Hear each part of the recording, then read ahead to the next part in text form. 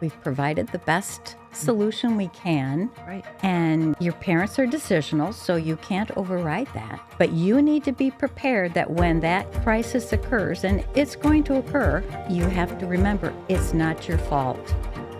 This is Just Call Claudia, a podcast for right-sizing your life and demystifying your relocation.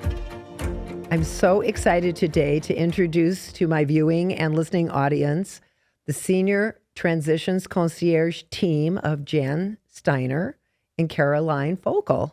Welcome, ladies. I'm so excited that you're here with us today. We're going to hear all about your business. So, Jan, since you are the founder of Senior Transitions Concierge, why don't you start with way back when you were a realtor and maybe you had an aha moment and how many years you were in real estate. So take it away. Okay. Well, thank you so much. It's a pleasure to be here, and I Great. appreciate the opportunity. Sure. So I became a realtor back in 2001 and loved working with the families to find out exactly what they wanted and find it for them. I loved the shopping experience. So when they told me their price range and the areas, that was what I went out and found.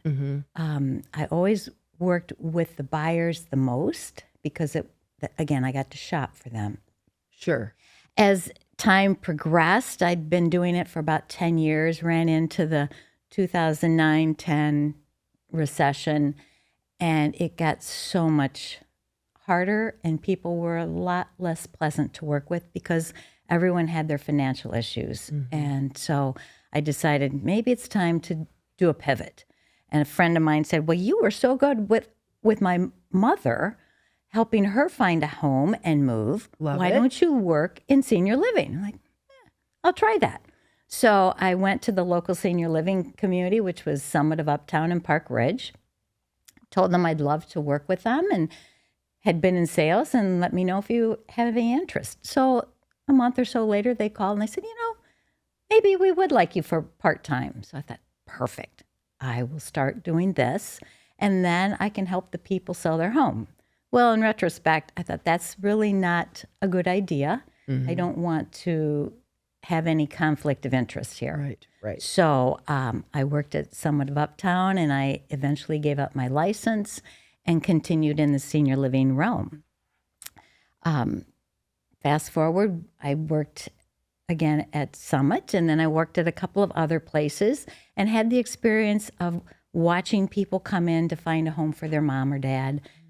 Deer in the headlights. No one knows what they're doing because no one wants to think about aging and changing their lifestyle.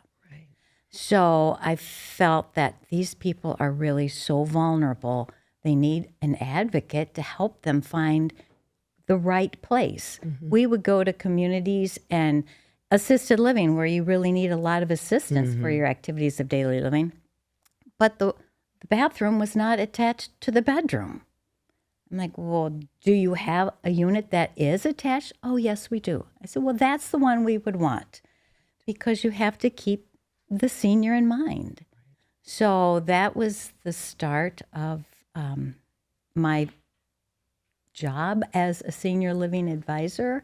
I started my own business. I decided it was time to branch out on my own and do it the way I wanted to do it. So I came up with Senior Transitions Concierge name and felt like that really accurately states what we do. So starting in real estate, so you have all that credibility. Then you go into senior living. Then you start your own Senior Transitions Concierge. Then how do you network? Do you have a specialty, a geographical specialty? Because I don't know, because I've met you on different projects, pretty much on the North Shore, but do you work in the city as well? Do you go north? Explain to everyone what your basic SMSA would be. Right. Well, the way it started is I thought, well, I'm going to try this out for a year. I'm giving it a year and see how it works. And so I would start investigating the communities because that's the basis of the whole business is knowing which communities you think would work for people and which communities you would not want to really expose your people to. And so I started living in Park Ridge, that was my circle. Sure. And I worked the circle out. And North Shore is a lot of what I do. Sure. And northeast part of Chicago. It's in the Edison Park area, that type of thing. And now I've branched out really into Chicago much more. And I always went to the suburbs to the west. So we have Arlington Heights. I used to do Naperville, Downers Grove, but that was when I wasn't quite as busy as I am now. Right. The distance precludes you from... Distance, it makes a big difference. And also keeping up with that market. Absolutely. Because your job is very much to be very market savvy because there are more senior communities popping up, right? And the hardest part of the job is determining this new building that just popped up. It's gorgeous. Do they know how to run a senior living community? Yes. And I have to say, it's a unique situation that you will find a brand new building that hits the road running. We all have our little mountains to climb. Sure. And it takes a while to get that energy going within the employees, and then that trickles down to the residents. It's kind of like building a village. Absolutely. Right? It is building a village. Let's talk about from where you come, because you come from a senior community living background, but also nursing. Weren't you a nurse I as well? am not a nurse. Oh, Yes. I think For you starters, Claudia, thank you You've for always had the having passion us. Yeah. for people's I true health. do. I know I that. do. Yes, you do. I tell people I started with my birth order.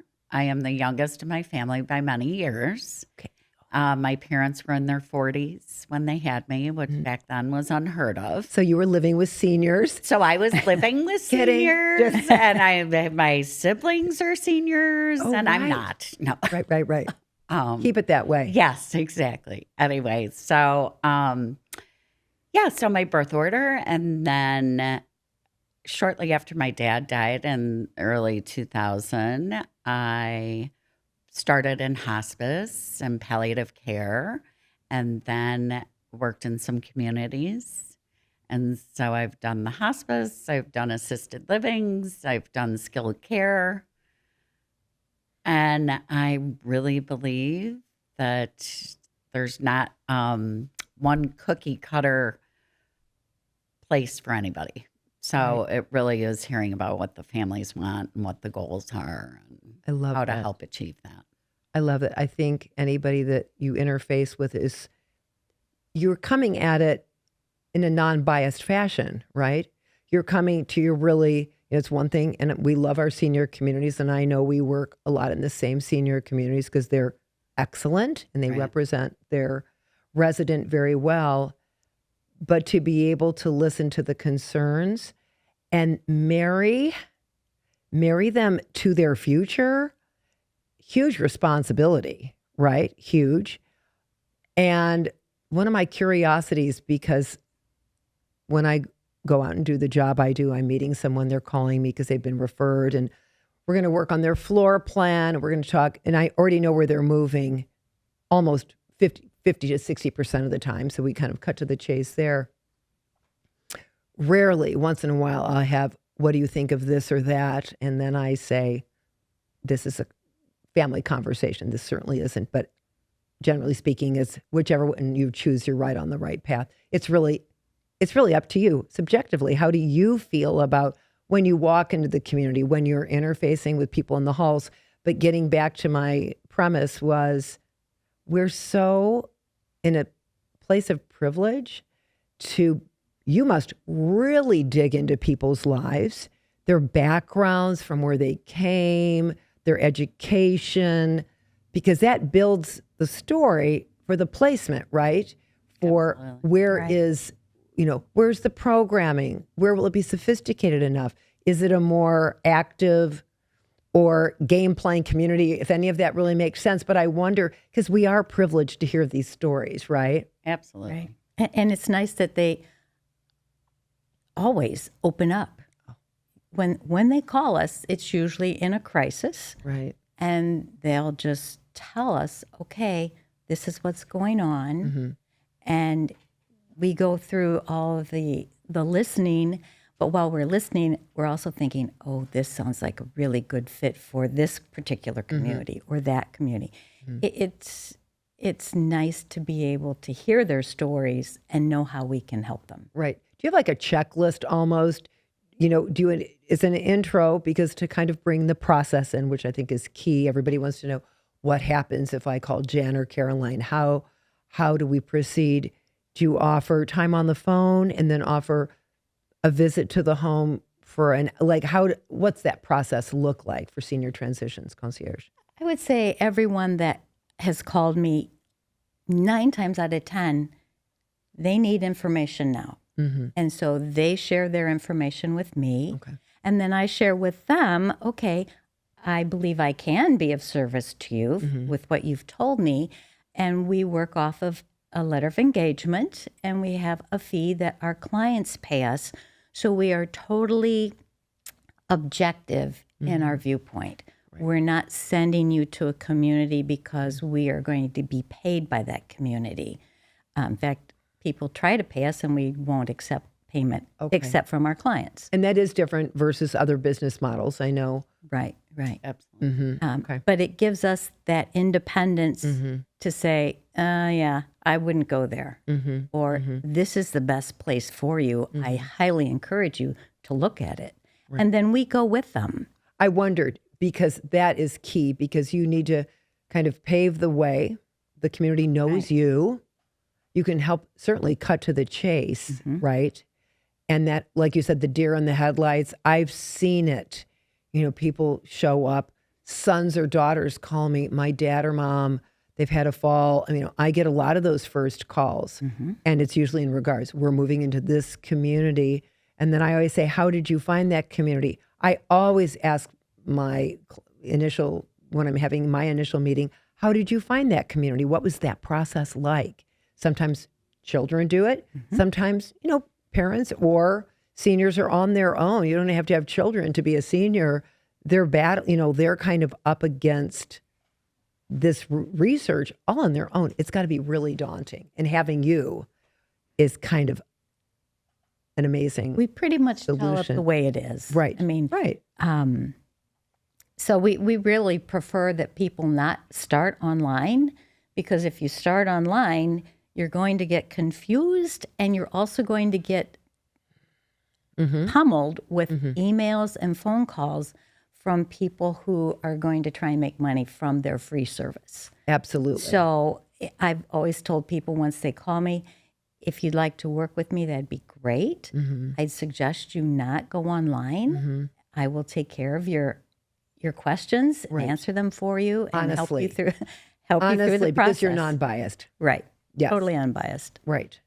There's nothing in this for me except your seamless transition, right? Right.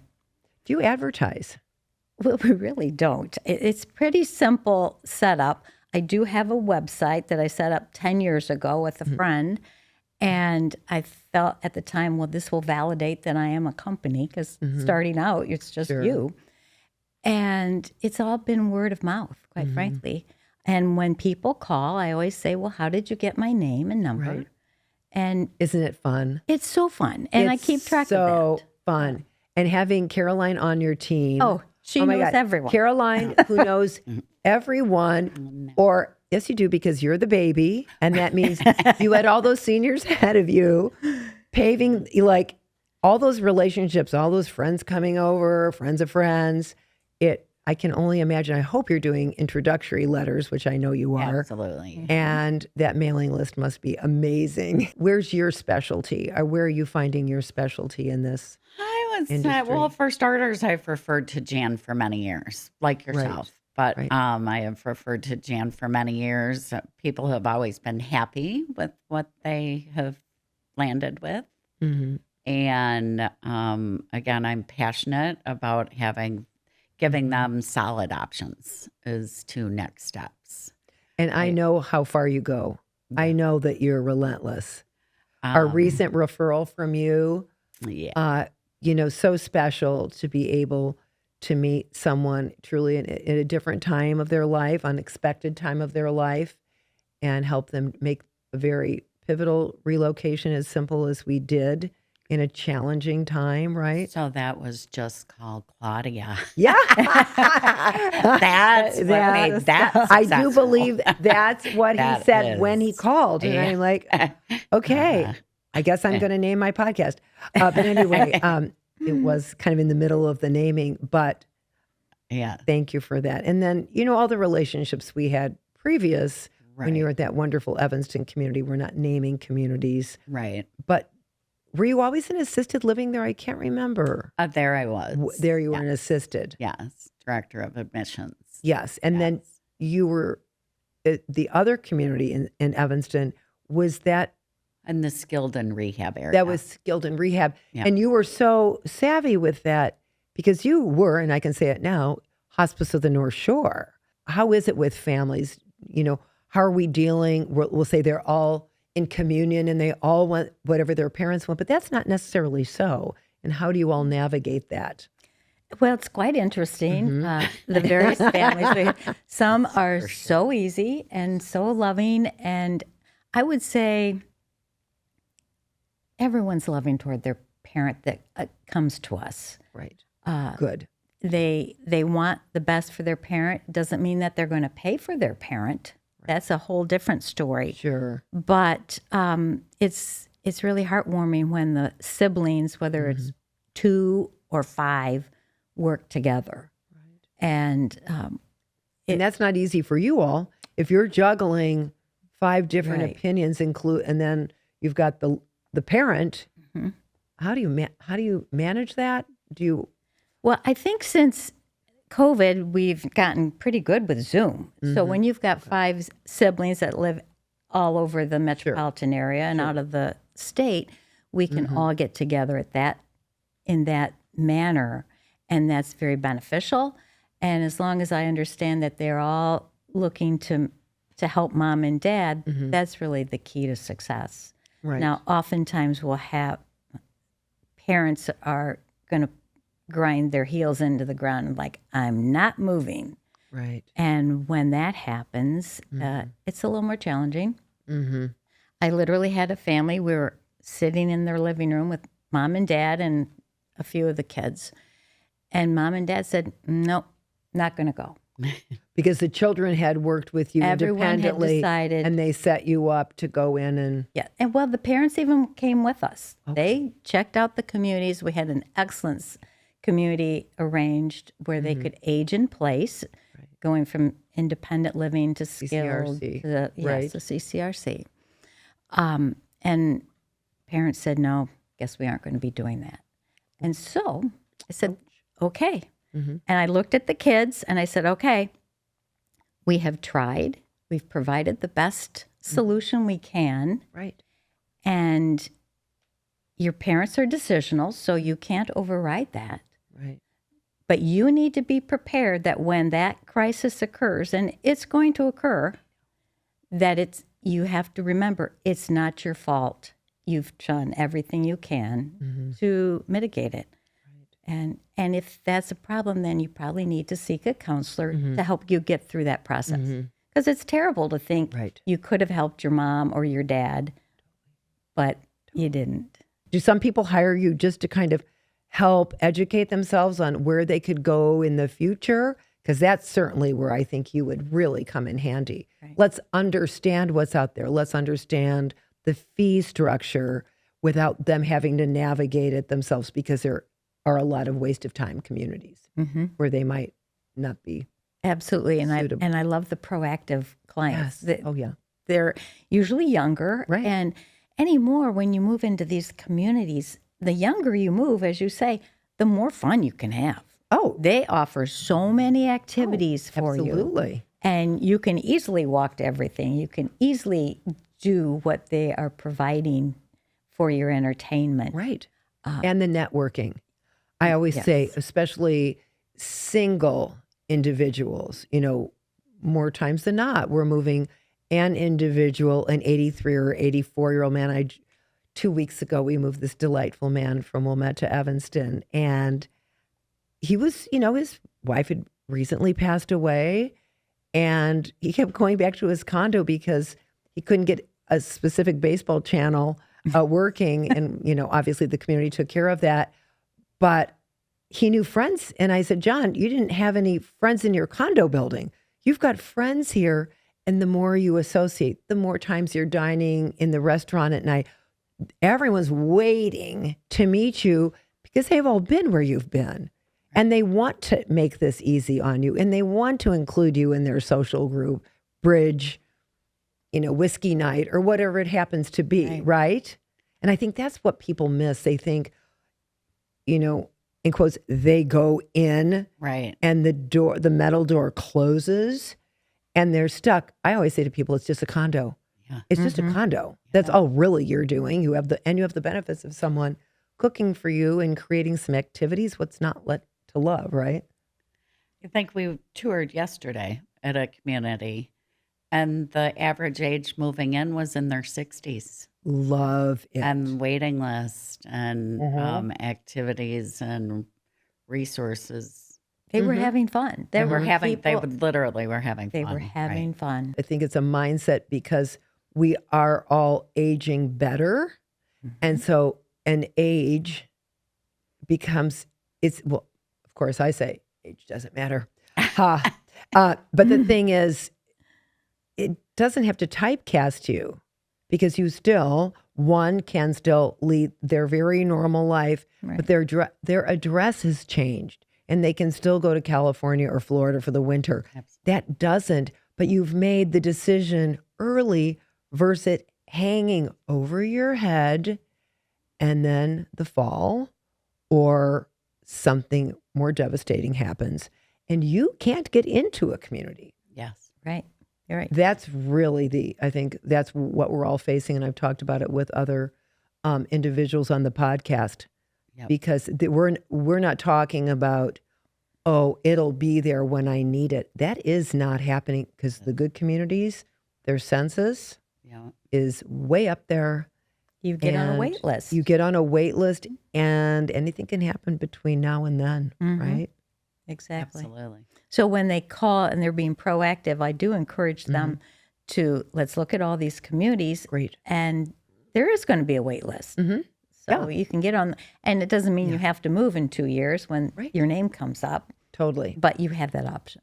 Is there a flat fee? Is it an hourly fee? Is there a minimum number of hours an individual or family would pay you to research communities with their loved ones? How does it exactly work? It is a flat fee. I've tried to keep it simple. I don't really want to be monitoring every minute I'm on the phone or every minute I'm driving to a community and evaluating each community.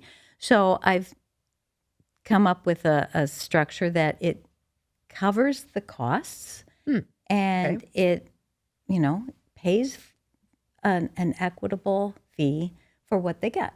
Okay. And some people you work with for a long time.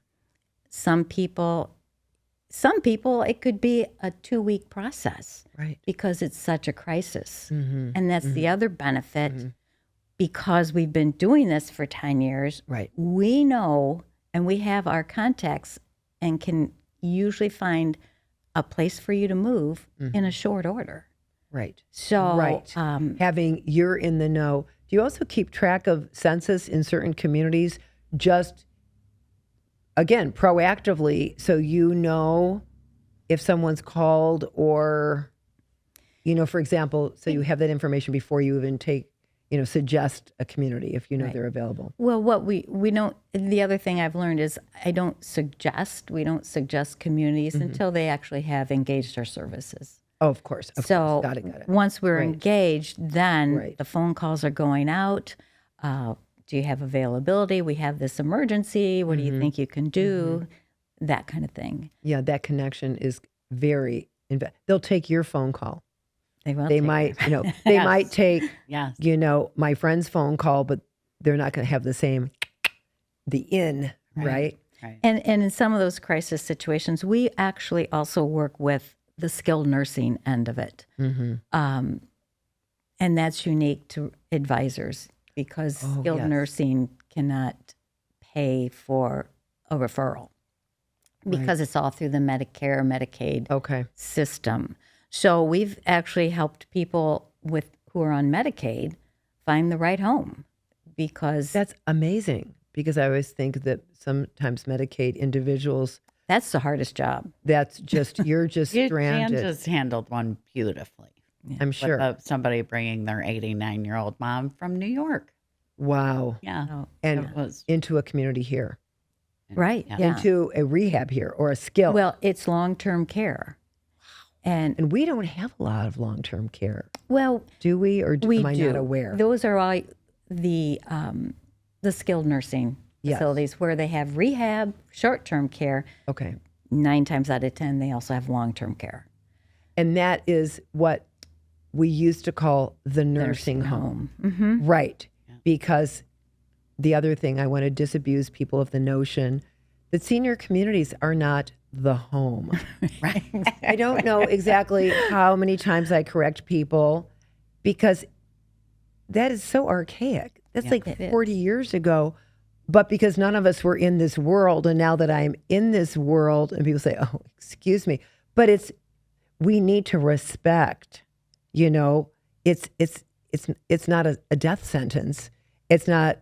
It is what you make it. Mm-hmm. But certainly, the term "the home," but the nursing home has become skilled nursing. Just for our Right. listening Skilled audience, nursing. thank you, Exactly. skilled nursing. So now everyone knows what that means. Mm-hmm.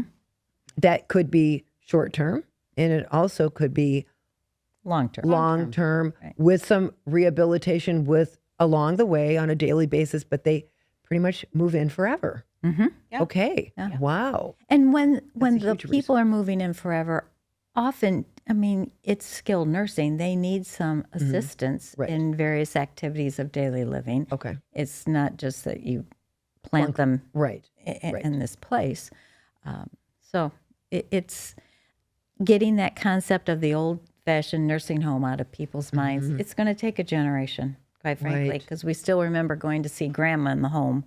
Right. Right. And Right. And not- that's all that was there. exactly. Think of the senior world. Think of what we've seen change. Mm-hmm. Right? Yeah. It's really transformed, and it's lovely now. You can reach Jan or Caroline at seniortransitionsconcierge.com. Thanks for listening. You can follow me on Instagram at CMFTO, or check out our website, cmfto.com, to learn more about my business.